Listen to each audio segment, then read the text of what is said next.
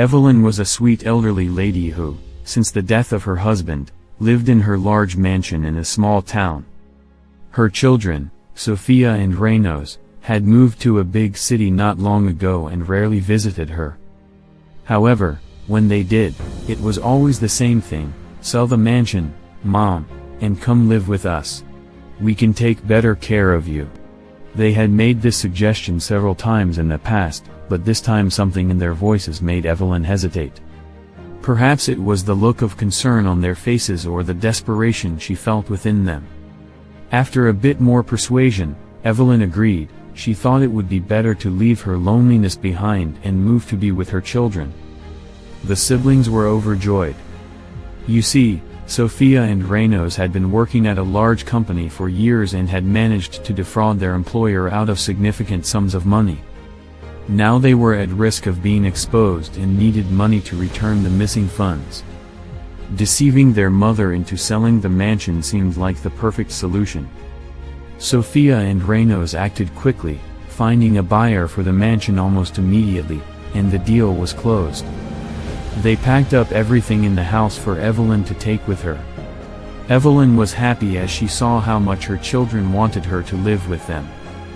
They gave her time to gather her belongings before taking her along. She thought everyone would be very excited to live together. However, their excitement concealed their darker intentions. Sophia and Reynolds had no intention of having their mother live with them and certainly did not plan to give her a dime from the sale of the mansion.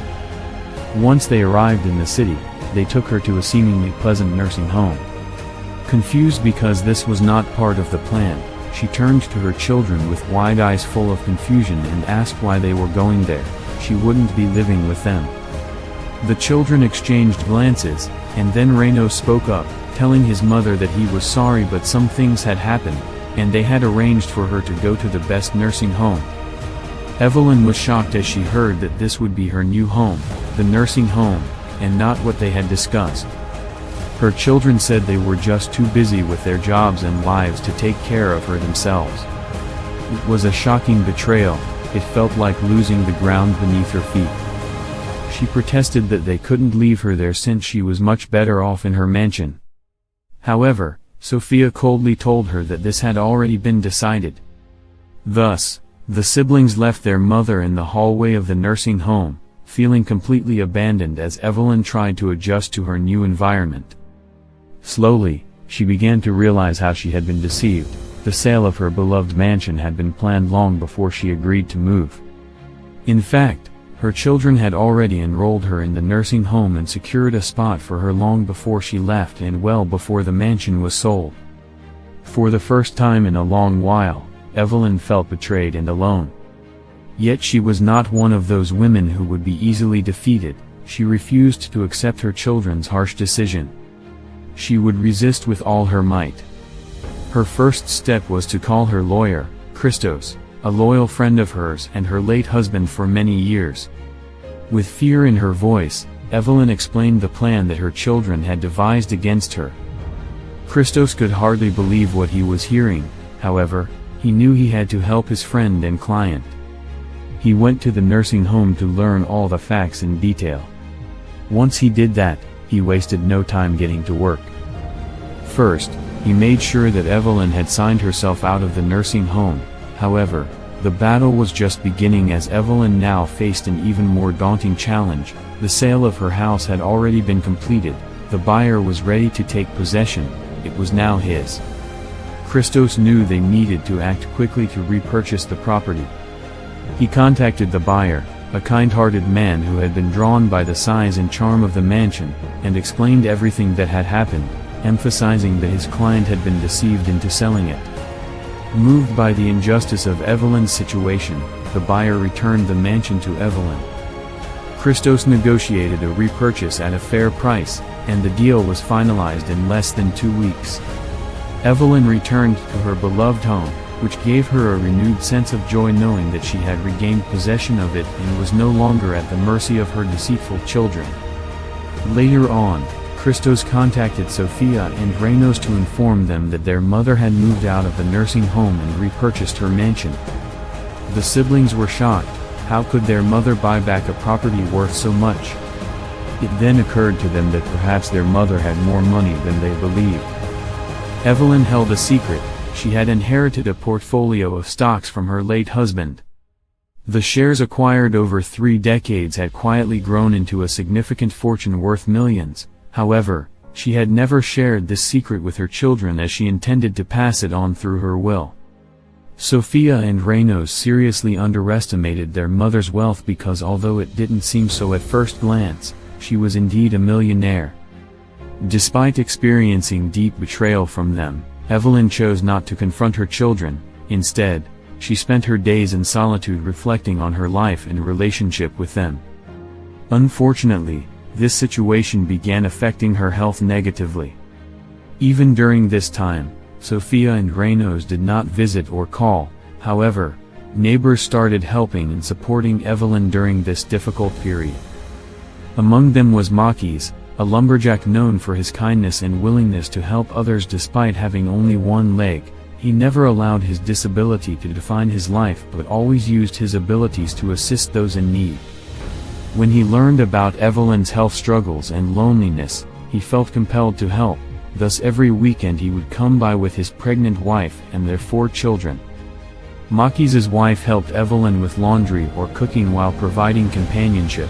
They assisted with household chores and generally took care of her needs.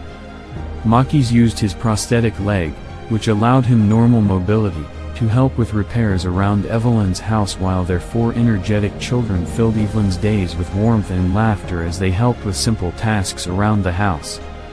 Evelyn was deeply touched by their genuine kindness. She realized that family is not only defined by blood but also by bonds formed through genuine care and compassion.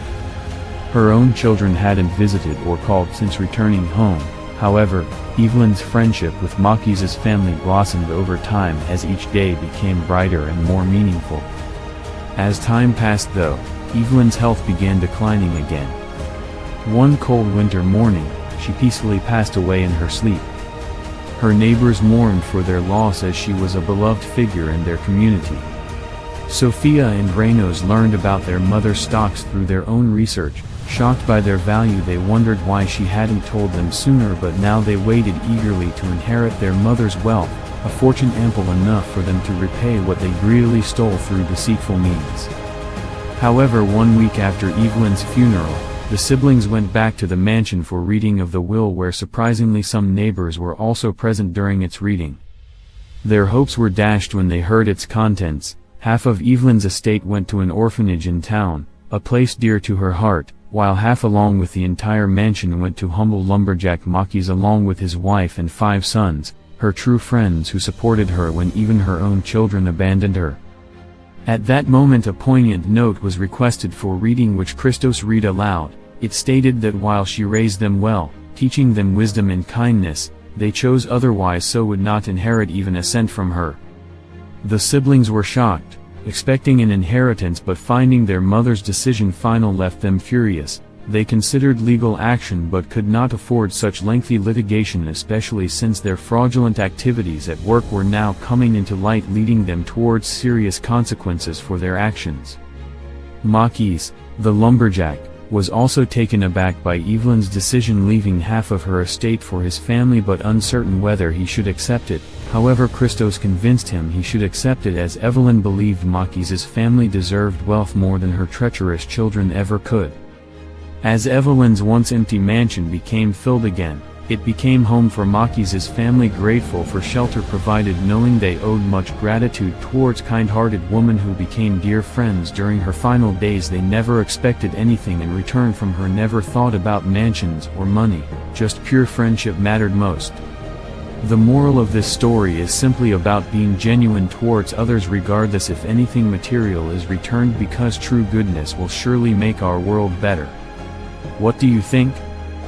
Did Evelyn do right by leaving part of her estate for an orphanage while also giving Makis's family what truly belonged?